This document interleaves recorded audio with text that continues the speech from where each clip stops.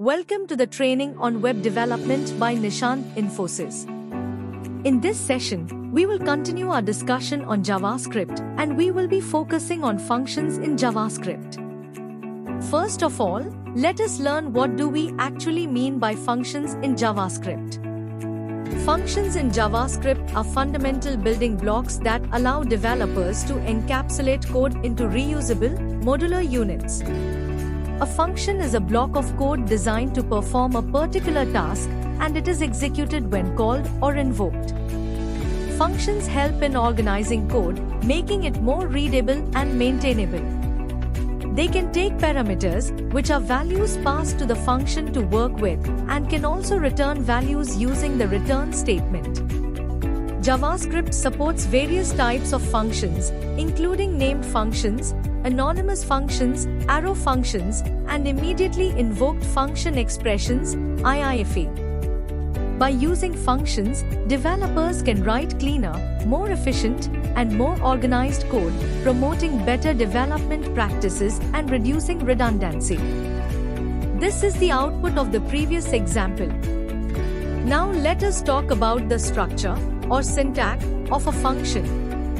In JavaScript, the syntax for defining a function involves using the function keyword, followed by the function's name, a set of parentheses for optional parameters, and a block of code enclosed in curly braces which represents the function body.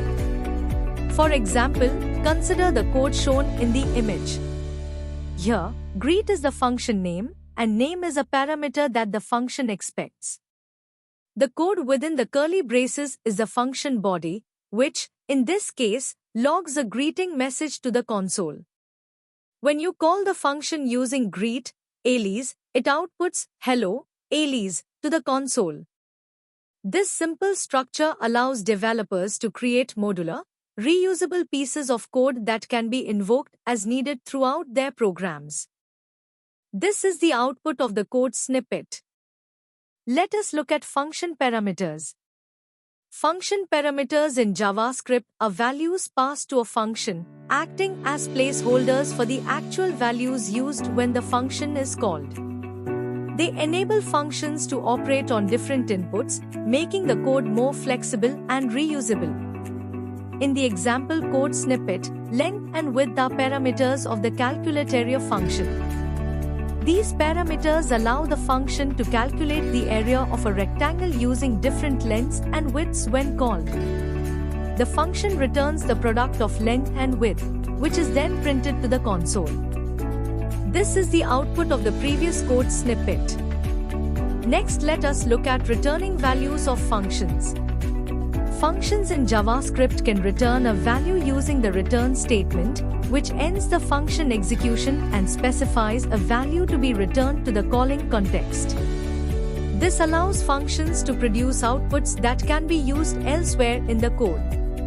In the example shown, the multiply function takes two parameters, a and b, and returns their product. The return statement ensures that the function outputs the calculated value, which is then stored in the variable result and printed to the console. And this is the output of the previous code snippet. Next, let us look at function expressions. In JavaScript, a function can be defined using a function expression, which can be anonymous, having no name. This allows for flexibility in assigning functions to variables, passing them as arguments, or returning them from other functions. In this example, an anonymous function is assigned to the variable add, which can then be used to call the function and perform the addition operation. This is the output of the previous example. Next, let us have a look at arrow functions. Arrow functions in JavaScript provide a shorter syntax for writing function expressions. Unlike regular functions, they do not require the function keyword and can be written more concisely using is equal to. They are particularly handy for tasks like callbacks or when you need a quick function definition. In the given example, add is an arrow function that takes two parameters, a, b, and returns their sum using a plus b. This syntax is straightforward and easy to use for beginners learning JavaScript functions. This is the output of the previous section. Now, let us look at immediately invoked function expressions or IIFE. An immediately invoked function expression, IIFE, in JavaScript is a function that runs as soon as it is defined. It is wrapped within parentheses to turn the function declaration into an expression, followed immediately by another pair of parentheses to invoke it. This technique is useful for initializing variables, setting up configurations, or avoiding variable hosting and pollution of the global scope. In the given example, the function is defined and invoked immediately. It initializes a variable message with the string hello, world, and logs it to the console.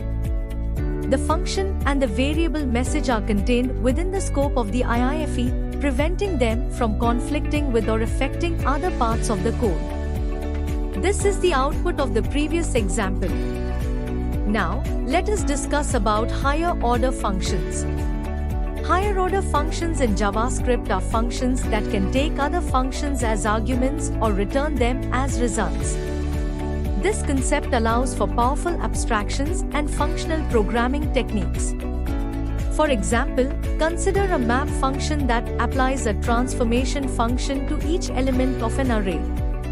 In this example, the map function accepts an array, numbers, and a transformation function, anonymous function, num, return num *2. It applies this transformation to each element of the array and returns a new array, double numbers, with the transformed values. This demonstrates how higher-order functions can encapsulate common behaviors and enable more concise and expressive code. And this is the output of the given example. Now, let us talk about the scope of a function. Scope in JavaScript refers to the visibility and accessibility of variables within the code. Functions in JavaScript create their own scope, meaning variables declared inside a function are only accessible within that function's scope and are not visible outside of it. This concept helps in organizing and protecting variables from unintended modifications or conflicts in larger programs. In this example, the variable message is declared inside the greet function. It is accessible and can be logged within the function scope. However, attempting to access message outside of the function scope results in an error because it is not defined in the global scope. This demonstrates how functions in JavaScript encapsulate variables within their own scope to maintain clarity and prevent unintended interactions with other parts of the code. This is the output of the previous code snippet. I hope that this session has been insightful and that you have understood the basics about functions in JavaScript.